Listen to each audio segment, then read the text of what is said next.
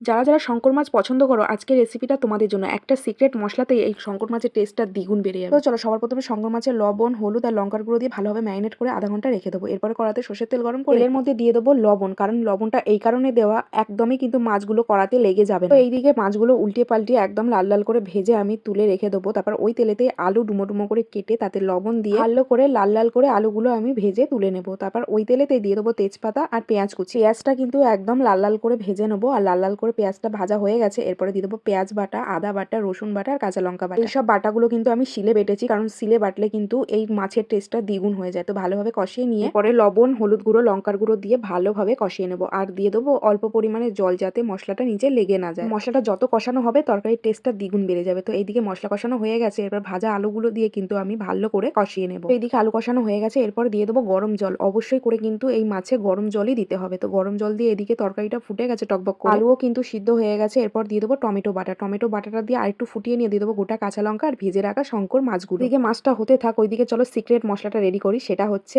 এলাচ, লবঙ্গ, দারচিনি আর দেবো রাঁধুনি। এই মশলাটাও কিন্তু শিলে বেটেছি আমি, শিলে বেটে এরপরে কিন্তু বাটা মশলাটা লাস্টে দিয়ে একদম মিশিয়ে নিলেই কিন্তু রেডি। তো আমার মতো একদমই এইভাবে যদি রান্না করে কাউকে খাওয়াতে পারো, যারাও খায় না শঙ্কর মাছ, তারাও কিন্তু তোমার কাছে চেয়ে খাবে। রেসিপিটা যদি ভালো লেগে থাকে অবশ্যই করে কিন্তু সেভ করে রাখো, নয়তো কিন্তু ভিডিওটা হারিয়ে যেতে পারে।